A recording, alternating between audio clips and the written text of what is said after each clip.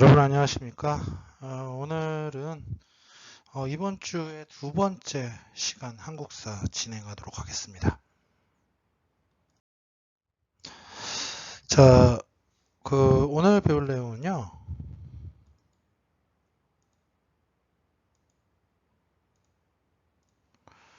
자, 양반 문화의 발달과 문화의 세 경향에서요. 다양한 문예 활동, 조선시대의 문화에 대해서 좀 배워보도록 하겠습니다.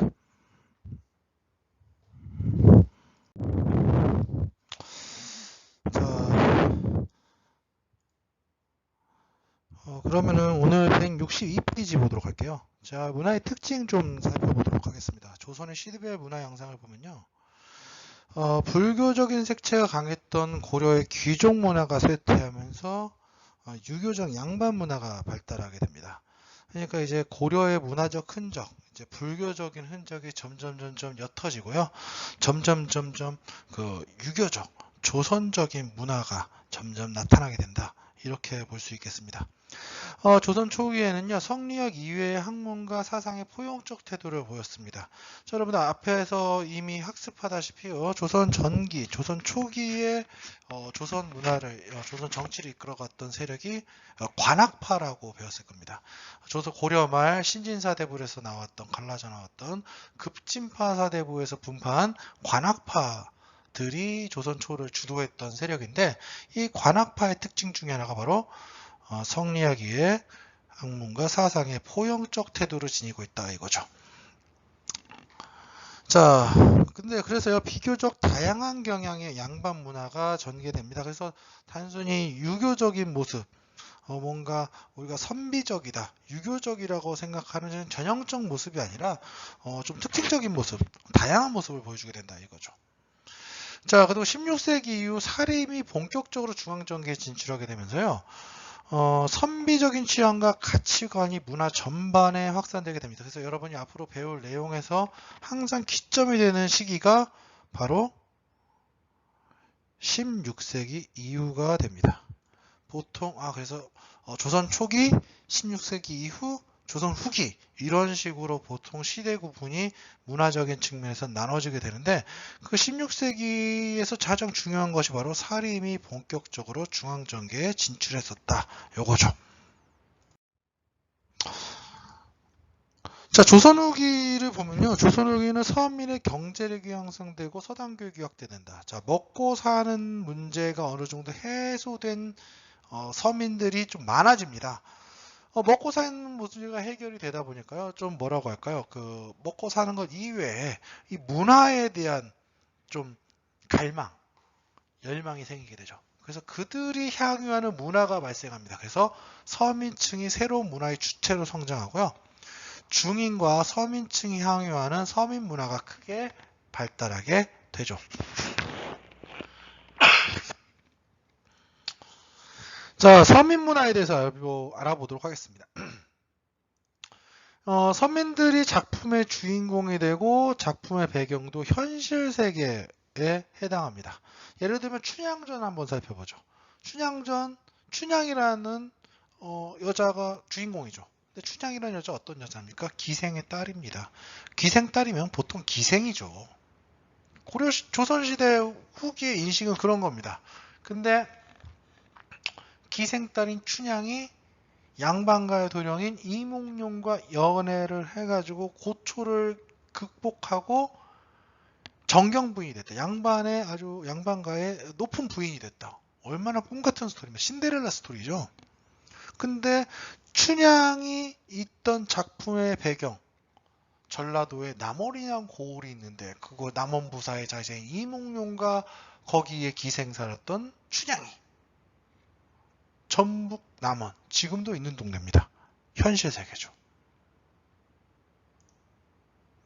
인간의 감정을 솔직하게 표현하지 않습니까? 이몽룡과 춘향이가 서로 좋아해서 연애합니다.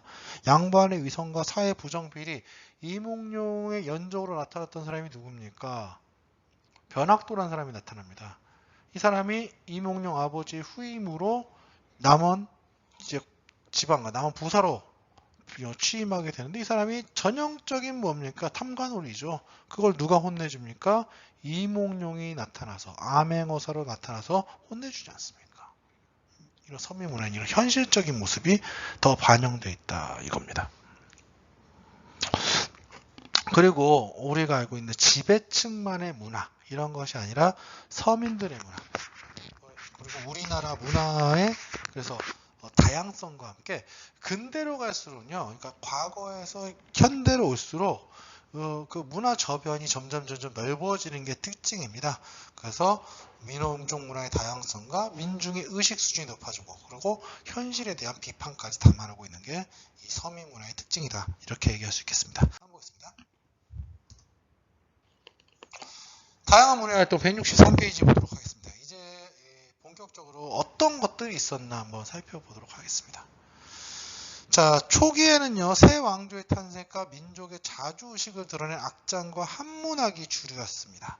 대표적으로 용비어천가라든가, 그 다음에 동문선이 대표적인데요.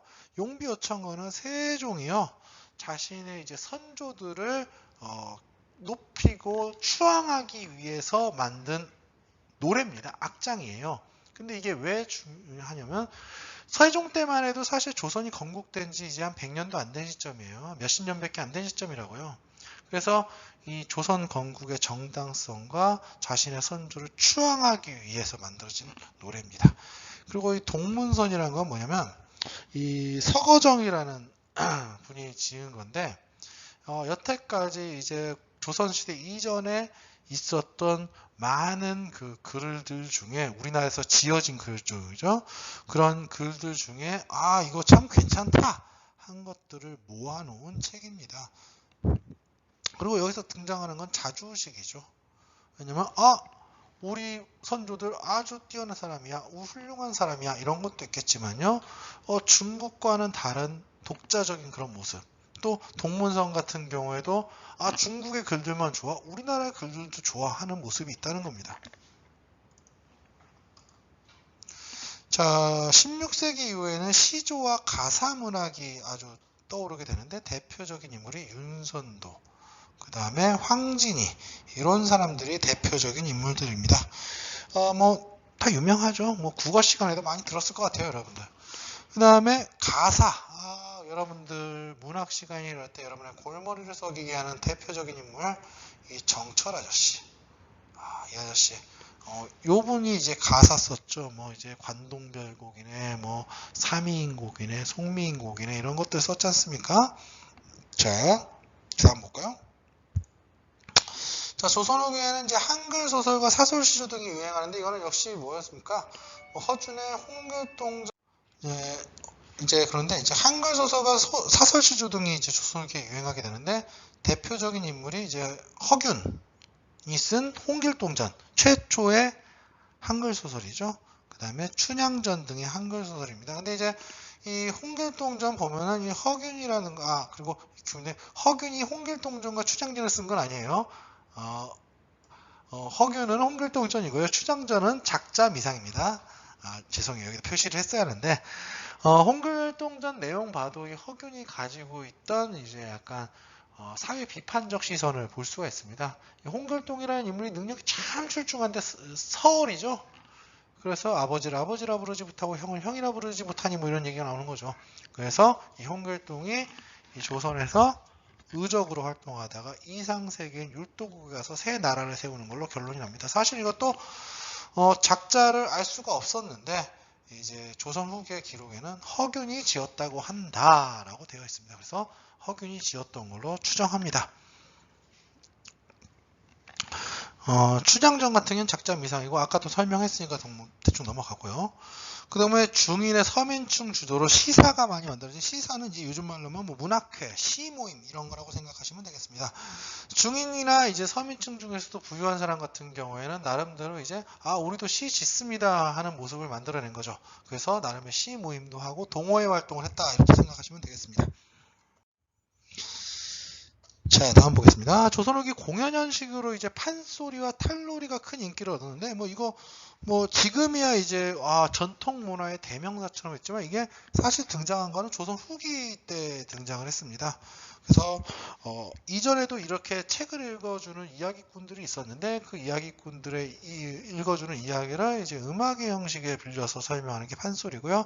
탈놀이는 이제 춤의 형식으로 이거를 표현한 거죠. 이런 것들 이제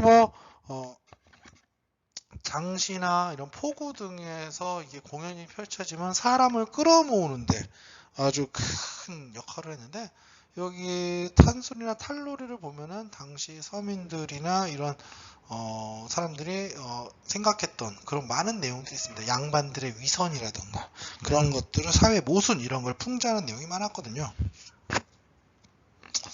자, 조선 후기 한문학 보면 현실 사회의 문제점들을 비판하는데 이제 양반층에서 많이 있었습니다. 예를 들면 박지원 대표적인 게 양반전이라든가 허생전이라든가 호질이라든가 이런 것들 있죠. 그리고 정약용 같은 경우에는 이제 삼정의 문란을 폭로한 이제 한시들을 썼는데 대표적인 게 애절량입니다. 이제 그 내용은 정말 슬픈 내용입니다. 이게 아버지 돌아가시고 그리고 어린 자식 새끼 하나 있는데 돌아가신 아버지한테도 그 군포가 먹여지고 그리고 이제 갓 낳은 아기한테도 군포가 먹여지는 현실을 개탄하면서 남자가 그 남성의 신보를 칼로 자르는 그런 모습을 보고 정약용이 그 얘기를 듣고 그것이 참 슬프다 해서 시를 지은 게 바로 이 시입니다. 그러니까 그 사람이 오죽했으면 자신랑 내 거기가 문제다 하면서 잘랐겠습니까? 그만큼 조선 말에 삼정의 문란이 심했다. 다음 보겠습니다. 다양한 문예활동 그 164페이지 넘어가겠습니다. 자, 자기공예입니다. 우리가 이제 흔히 도자기라고 하는데 이 자기가 이제 우리 고려 청자 여기서부터 자기라고 할 수 있어요. 도기하고 자기하고 차이가 뭔지를 여러분 알 수 있는지 모르겠는데 자기가 되면요 광택이 나는 유약이 발라져 있는 아주 초고온의 온도에서 구워져야 합니다. 그래서요 강도나 경도가 이전에 도기보다 훨씬 강합니다. 그리고 아름다움도 있고 광택도 있고요. 우리나라에서 자기가 만들어진 거는 고려시대 때부터입니다. 그래서 고려시대 때 나타났던 게 바로 우리가 그 유명한 고려청자죠. 근데 사실 고려청자 만들어진 이후에 고려청자가 점차적으로 쇠퇴하게 되는데요. 그 쇠퇴의 끝과 그 다음에 이 새로운 이 백자로의 도약 그 사이에 있는 게 있습니다. 그게 바로 분청사기입니다. 이 분청사기는 이제 우리가 분청사기라고 부르는데 학자들에 따라서는 분청사기라고 부르지 말고 분청자라고 불러야 한다는 사람들도 있습니다. 사실 여러분들이 오해하는 것 중에 하나가 백자가 청자만 못하다고 가끔 생각하시는 분들이 있어요. 근데 사실 기술적으로 봤을 때는 백자가 청자보다 더 높은 경지의 기술입니다. 흙이나 유약에서 불순 성분을 많이 제거해야 하거든요. 거의 그래서 순수한 상태에 가까워질수록 더 하얀 백자를 만들 수가 있습니다. 그렇기 때문에 더 고온을 내야 하고 또 더 불순물을 완벽하게 제거한 상태여야 이 하얀 상태, 순수한 백자를 만들 수 있는데 그것이 조선 초나 고려 말에는 어려웠던 것 같아요. 그래서 백자를 흉내내서 이 청자에다가 하얀 백토를 바르는 형식으로 도자기를 만들게 됩니다. 그게 분청사기인데 분청사기는 특징적인 게 뭐냐면은 고려 말부터 해서 조선 초에 유행을 하는데 소박한 무늬와 자유로운 양식이 특징적입니다. 조선 초에는 약간 그 유교 고려 말에서 이 조선시대 성리학으로 넘어가는 과도기라서 또 이제 관학파의 특징도 있고 해서 다양한 사상에 굉장히 좀 온건한 편이라고 얘기를 했을 겁니다. 그래서 그런 것이 문화 전반에 나타납니다. 그래서 자유로운 그런 양식이 나타나는데 이런 겁니다. 이 분청사기인데 어떠한 그 보통 이제 도자기도요. 도자기가 됐든 그림이 됐든 오늘날에도 어떤 게 유행하면요. 비슷하게 굴러가는 그런 모습이 있습니다. 몇 년 전에 뭐 여러분들 뭐 지금은 좀 한물 같지만 뭐 노스페이스 잠바 유행할 때 죄다 노스페이스야 뭐 그런 것처럼 다 그런데 이 분청사기는 그런 면이 좀 적어요. 그리고 되게 특징 또 이 당시에는 이제 물고기들은요 알을 많이 낳잖아요. 그래서 자손 번창 뭐 이런 의미가 좀 강하거든요. 그래서 이때 물고기 문양이 굉장히 많이 그려지는데 똑같은 물고기 그리더라도 이런 모양이 다르고 또 이렇게도 그리기도 하고 이런 모습이 다르고요. 그림을 그릴 때 백토를 발랐잖아요. 이게 청자에 백토 바른다고 했잖아요. 그래서 백토를 어떻게 걷어내느냐 혹은 백토를 어떻게 입히냐에 따라서 다양한 문양이 나타날 수 있습니다. 그래서 다양한 무늬 그리고 약간 약간 그 검푸른빛과 하얀빛으로 이루어진 무늬다 보니까 좀 소박한 느낌을 주기도 하는 그런 특징이 있습니다. 다음 볼까요? 백자입니다. 이때는 이제 순백자라고도 흔히 부르는데요. 16세기 이후입니다. 선비의 취향을 반영한다. 근데 유학에서 선비의 그런 것들은 이제 뭘까요? 검약함, 뭐 청빈함, 검약함, 그리고 지조 이런 것들을 나타낸다고 봤어요. 그런 것을 나타내는 색깔이 순수한 하얀색 그리고 별다른 무늬 없음 이런 거죠. 그래서 이럴 때는 순백자 시대에는 별다른 무늬가 없어요. 하얗기만 하죠. 요것이 중요하다고 보는 거였습니다.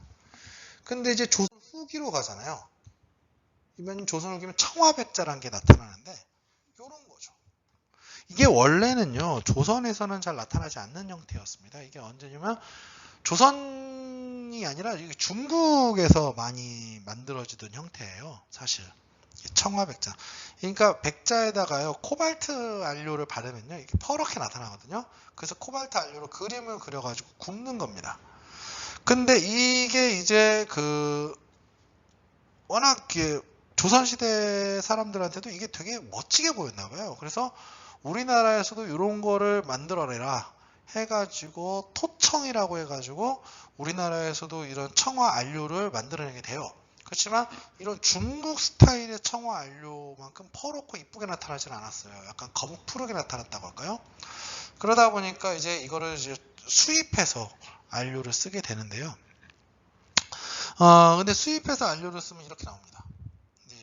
근데 이제 왜 선생님 조선 후기에 많이 나타나요? 조선 전기에도 있었잖아요. 한다면 아까도 얘기했지만 선비들의 그런 취향도 있었을지 모르겠지만요. 조선 후기가 되면은 중국에서도 청화 안료가 대량으로 공급되기 시작합니다. 이전까지 중국도 그 청화 안료가 대량 공급이 안 돼가지고 그렇게 비쌌거든요. 근데 대량 공급이 되기 시작하는데 그 이유가 뭐냐면 이제 신항로의 개척이 있고 하면서요. 좀 뭐라고 할까요? 이 청화 안료가요. 아메리카나 이런 데서 대량으로 중국으로요. 유럽 상인들에 의해서 들어오게 됩니다. 그래서 우리나라에도 이전보다 값싸게 들어올 수 있게 됩니다. 그럼 청화 안료가 제대로 안 들어오던 시절에 청화 안료가 비싸니까 다른 걸 좀 썼거든요. 특히 임진왜란 이후에는 청화 안료가 그나마 들어오던 것도 우리나라가 이제 굉장히 급격하게 경제적으로 안 좋아지고 중국과의 이러한 무역 교류도 여러 가지로 끊기고 하다 보니까 청화 안료, 이 코발트 안료 대신에 철 안료를 쓰게 돼요. 철 성분이 함유되어 있는 안료를 쓰다 보니까 이걸 가지고 그림을 그려놓게 되면요, 약간 이렇게 검붉은 빛이 나게 됩니다. 그래서 이거를 이제 철화백자라고 하게 되죠. 근데 이 철화백자가 이제 조선 임진왜란 이후에 좀 널리 쓰이다가 이제 중국과 우리나라의 관계가 정상화되고 청화안료가 대량으로 들어오게 되면서 조선 후기 하면 청화백자가 연상되게 됩니다. 그러면 철화백자는 사라졌냐? 그렇지는 않고요. 민간에서 아무래도 이 청화백자보다는 저렴한 가격에 만들어질 수 있었기 때문에 민간에서 주로 쓰이던 방식이 되게 됩니다. 건축을 좀 살펴볼게요. 조선 초기에는 이제 건축이 세워지는데 이게 대표적인 것만 좀 기억하시면 될 것 같아요. 궁궐과 관아, 성곽, 학교 건축 중심이다 이런데 뭐 해인사 장경판전이라던가 뭐 원각사지 10층 성답이 대표적인데 이 장경판전 요거는 많이 봤을 거예요. 팔만대 장경 하면 요 사진일 겁니다. 이건 장경판전 사실 내부고요. 장경판전 이렇게 생겼어요. 이 장경 판전하면 이제 좀 과학적이다 얘기하는 게 위에 창과 아래 창이 있습니다. 그렇죠? 그래서 양쪽으로 통풍구를 마련해 가지고 습기가 차지 않도록 항상 이렇게 준비를 해놨습니다. 그리고 지상에서 살짝 올려놨죠.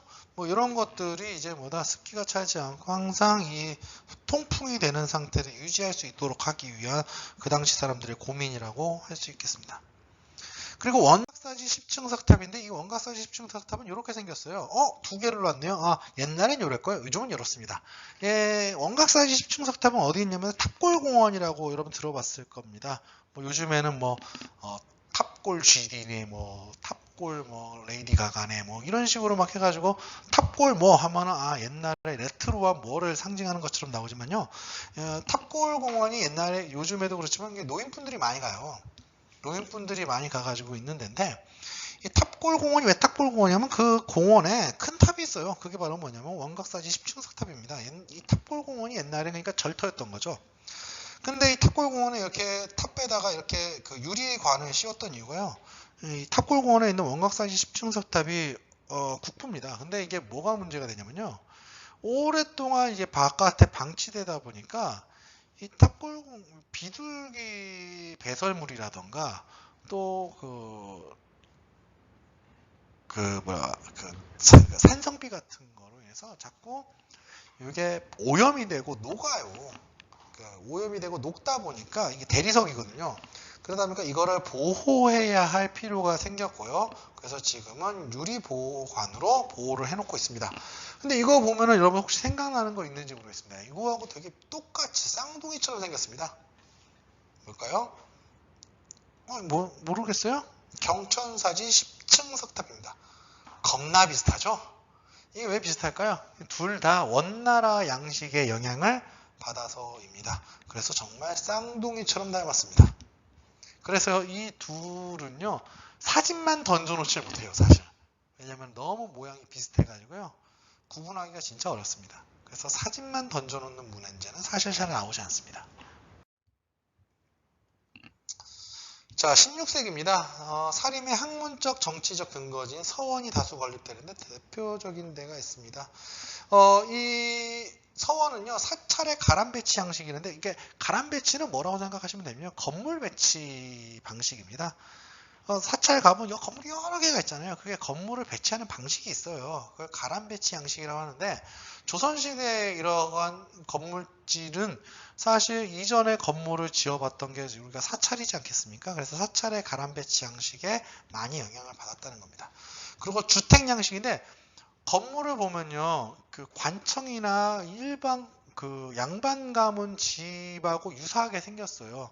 뭐 단청을 칠한다던가 그러지 않거든요. 그래서 이거는 아무래도 사찰이라던가 그리고 일반 주택, 관청 이런 것들의 영향을 골고루 짬뽕스럽게 받았던 게 바로 이 서원이다 이렇게 얘기할 수 있겠습니다. 대표적인 서원이 바로 이 도산서원인데요. 이 도산서원은 뭐 여러분 1,000원짜리도 나와 있는데요. 이 도산서원의 배치도를 보면은 사찰의 배치와 굉장히 유사하다 이렇게 느낄 수 있습니다. 17세기입니다. 17세기는 양반지주와 부유한 상인의 지원으로 규모가 큰 사원 건축물이 건립이 됩니다. 뭐 여러 가지 여기 17세기에 건립됐던 여러 가지 이유가 있기도 한데요.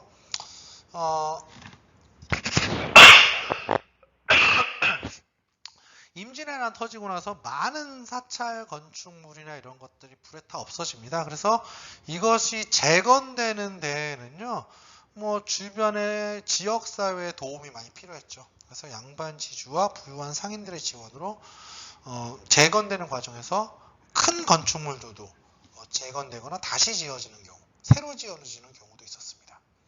대표적인 게 구례 화엄사 각황전하고 보험법주사 팔상전이 대표적인데요. 이거는 이제 여러분 보신 적도 있고 가보신 분도 있을 거예요. 저기 전남 구례에 화엄사라는 절이 있습니다. 거기에 각황전이라는 전각인데요. 2층 구조죠. 이거 굉장히 큰 전각입니다. 이거 왜냐면 거의 이 정도 되면요. 서울 도성에 이제 서울의 궁궐 중에 가장 메인 되는 건물 중에 이거보다 큰 건물이 별로 없어요. 기껏해야 창덕궁이나 경복궁 정도 가야 이걸 넘어서는 건물이 있지, 나머지 궁궐에서 요거보다 큰 건물은 잘 없을 겁니다. 이건 그리고 법주사 팔상전이라고 하는 건데요. 목탑 형식입니다. 네, 그렇죠. 자, 그 다음에 18세기 되면요, 이제 문화적 역량을 결집해서 수원 화성을 만들게 됩니다. 유명한 거죠. 정조 때 만들어졌던 성입니다.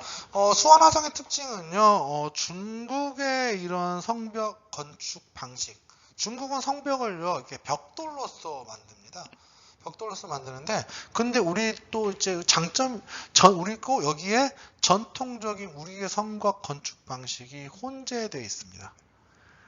그래서 조선과 중국의 성곽 건축 방식, 성곽은 보통의 성곽은 이제 그 벽돌이 아닌 우리가 말하는 한국식으로 자연석을 깎아서 만들고 쌓고, 그리고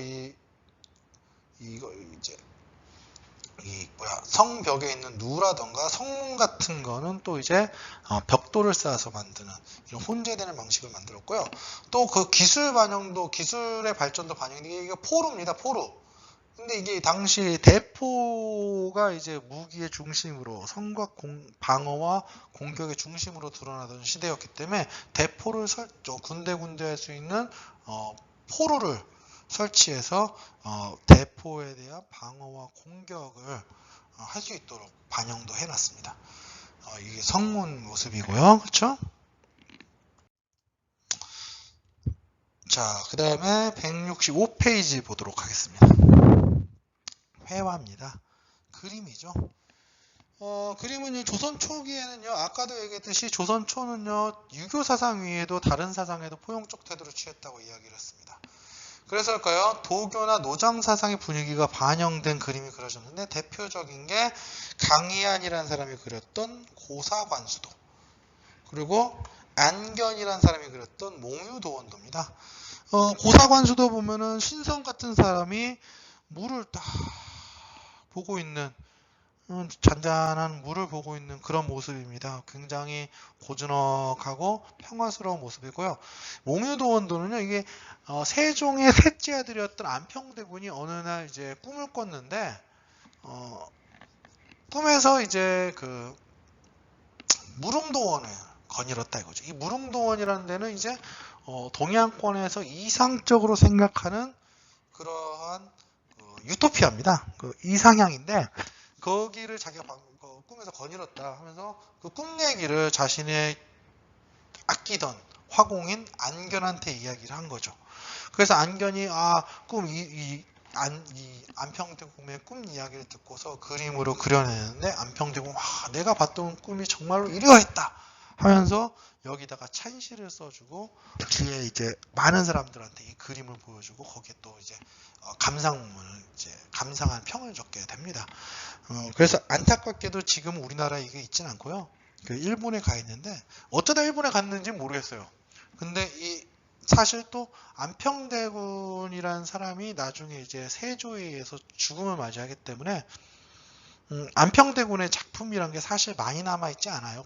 안평대군이 당시에 이 문화예술 최고의 콜렉터라고 알려져 있습니다. 그러니까 이 굉장한 문화재 수집가였고, 이 서예 작품이나 그림 작품의 애호가였다고 알려져 있는데, 그 사람이 소장했던 작품들 목록이 있지만 지금 현재 전하지 않는 것들이 꽤 많거든요. 그런데 어쨌든 이렇게 전하고 있습니다. 근데 이제 16세기 되면 이제 아까 사립 등장했다고 했잖아요. 그러다 보니까 이게 선비의 지조를 상징하는 사군자 뭐입니까? 매란, 국주, 매화, 난초, 국화, 대나무, 이런 것들이 주로 많이 그려지게 됩니다. 그래서 이때 16세기 무렵의 회화는 막 그렇게 높이 평가받는 것들이 사실 그렇게 많지 않아요. 사실 매화, 난초, 대나무, 국화를 많이들 그렸는데, 거기서 솜씨가 좋고 훌륭하다 이런 것들은 이제 평가할 수 있지만, 거기에 어떤 예술적 지향이라던가 이런 것들이 담겨 있다고 보기는 좀 어렵거든요. 그 중에서도 좀 유명한 게 이적의 이 묵죽도 같은 것들이 좀 유명합니다. 조선 후기입니다. 조선 후기로 가면요, 우리 문화에 대한 자부심과 현실에 대한 관심이 높아집니다. 그러다 보니 우리 거에 대한 관심이 높아졌죠. 그래서 진경산수화라는 게 그려지게 됩니다. 선생님, 진경산수화는 뭔가요? 하면은 그냥 산수화하고 다른 건가요? 한다면 이게 의외로 우리 많은 사람들이 생각이 변했구나를 알 수 있는 건데, 진경이라는 건 진짜 경치를 말합니다. 그래서 진짜 경치를 보고 그렸다는 거죠.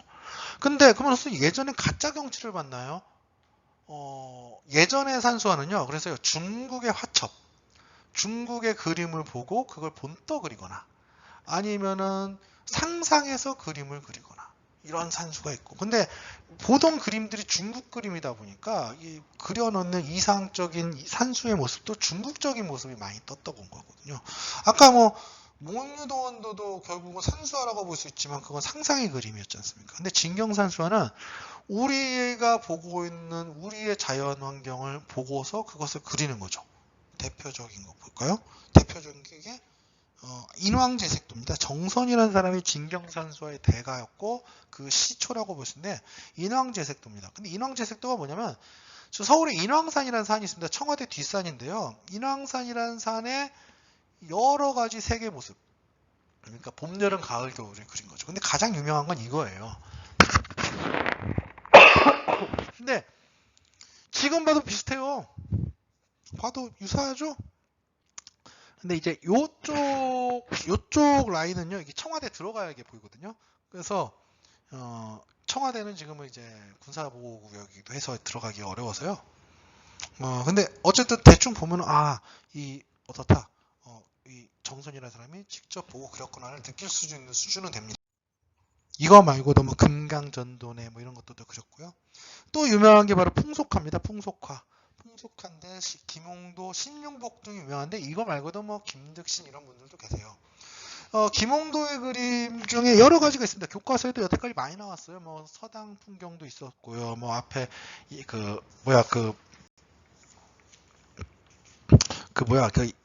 양반의 분화했을 때 그렸던 자리짜기 이런 것들도 김홍도의 작품입니다. 김홍도는 근데 사실 우리가 풍속화가로 알고 있지만 풍속화가뿐만이 아니었어요. 그 당시 김홍도는 정조 때의 넘버원 화가다, 이렇게 얘기할 수 있습니다. 못 그리는 그림이 없었다고 평가합니다. 그래서 당대에도 이미 김홍도는 유명한 화공이라서 그림을 요청받거나 김홍도의 그림이 시중에 나가면 엄청난 가격에 팔렸다고 해요.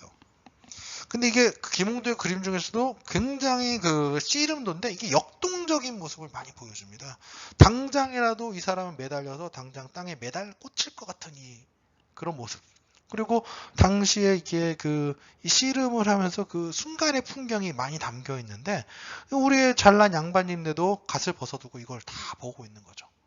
재미있게 보고 있는 겁니다.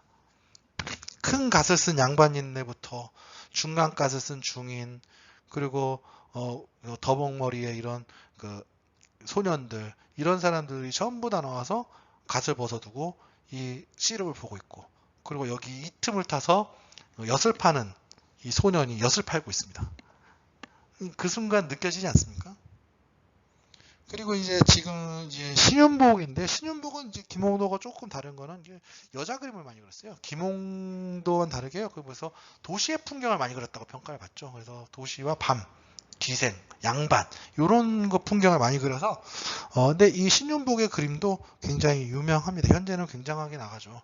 근데 신윤복은 사실 당대에는 그렇게 알려진 화공은 아니었어요. 근데 나중에 시대가 가면서 좀 더 높은 평가를 받게 된 그런 화공이라고 얘기를 하죠. 그래서 그 삶이 잘 알려져 있지 않다 보니까 바람의 화원이나 이런 드라마화가 되기도 하고 그렇게도 된 겁니다. 아무래도 이 상상의 여지가 좀 많은 화공이지 않겠습니까? 서민들의 그림도 발달하게 됩니다. 대표적인 게 바로 민화죠. 아무래도 우리도 그렇지 않습니까? 집 딱 이사 가면은 여기 뭐 쓸쓸한데 허전해 하면은 집에다가 사진이나 그림이라도 하나 그려두지 않겠습니까? 당시 조선시대 사람들도 마찬가지라고요. 어느 정도 경제력이 되는 백성들은요 어떻게 된다? 집에다가 그림 한 자락 걸어두는 게 병풍이라도 해놓고요. 좀 여력이 되는 사람들은요. 그래서 그러기 위한 집안을 꾸미기 위한 혹은 자신이 바라는 바 이루고자 하는 바를 기원하는 혹은 집안에 복이 들어오길 원하는 그런 여러 가지 용도의 그림이 만들어지게 됩니다. 이걸 민화라고 하는데 알려지지 않은 화공들이 그렸던 그림이죠. 교과서에 있는 까치와 호랑이, 호작도라고도 부르는데요. 까치와 호랑이 그림이 대표적인데 이거 굉장히 많이 그려졌어요. 그리고 이렇게 꽃 그림, 모란 꽃 그림 이런 것들이 굉장히 많이 그려졌죠. 자, 그다음에 서예입니다. 사실 한문의 특징 중에 하나는 글씨를 쓰는 것도 예술 작품으로 취급을 받습니다. 참 특이하죠? 그래서 글씨를 잘 쓰는 것도 예술 작품으로, 그리고 글씨를 쓰는 방식이라든가 이런 것도 형태로 있습니다. 아무래도 소리 글씨가 아닌 뜻글씨, 그렇죠? 그 뜻글씨이기 때문에 아무래도 그런 특징이 나타나지 않았느냐. 그게 뭔데? 이 서예라는 것도 양반의 이 필수 교양이었거든요. 그래서 이 서예에서 이제 대표적인 인물들, 서예 글 좀 쓴다 하는 사람들이, 글씨 좀 쓴다 하는 사람이 조선 전기 대표적인 인물이 안평대군, 그리고 조선 중기 이 선조 때 사람이었던 한호 같은 사람이 대표적입니다. 안평대군은 아까도 얘기했듯이 세조에 의해서 수양대군에 의해서 죽음을 맞이하기 때문에 그 사람이 남겼던 작품은 사실 많이 남지 않았어요. 암암리에 약간 요즘 말로 암암리에 전해 와서 이렇게 현대에 전하는 거기 때문에 대놓고 당시에 분명히 이 사람이 명필이었기 때문에 많은 작품을 남겼을 건데 현재로서는 그렇게 많은 작품이 남아있지는 않습니다. 이런 작품이라던가 이거는 이제 안평대군이 몽유도원도를 보고서 거기에 감상을 적은 글이고요.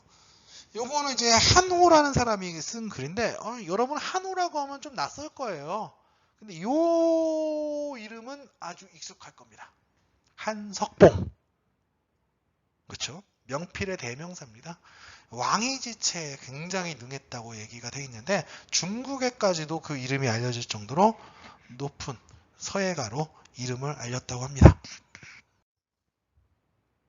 자, 19세기 조선 후기로 들어오면 대표적인 인물이 바로 김정희입니다. 이 사람이 요즘에 이 사람이 명필의 대명사가 된 거는 이 사람은 그냥 단순히 이 중국의 글씨체를 본떠서 잘 쓴다 수준이 아니라 자신만의 하나의 특징적인 글씨체를 만들게 됩니다. 이걸 이제 우리가 흔히 추사체라고 얘기를 하는데 이런 스타일입니다. 좀 뭔가 두꺼우면서도 거친 듯하면서도 그런데 이 사람도 이제 글씨체가 좀 변해요. 추사체라고 단일화할 수는 없는 게 이 사람도 이 김정희가 사실 굉장한 엘리트예요. 사실 집안도 빵빵하고요. 빵빵하고 아주 잘 나가는 집안인데 아주 그러니까 요즘 말로 귀공자 집안이에요. 근데 이 아저씨가 조선 말렵의 정치적 경랑에 휘둘리면서 굉장한 고생을 해요. 제주도도 유배가고 그랬다고요. 근데 이분이 그래서 이제 그러한 정치적 경랑을 겪고 나서 이 좀 뭐라고 할까요? 글씨체가 좀 변하는데 그래서 김정희의 전기 글씨체보다는 후기 글씨체가 좀 더 높은 평가를 받곤 한다고 합니다. 이것도 이제 그 후기의 대표적인 글씨체입니다.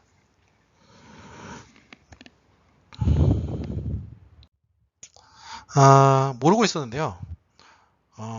선생님 얼굴이 뜨는 방식이었네요. 선생님이 파워포인트를 업데이트 했거든요. 업그레이드 했습니다.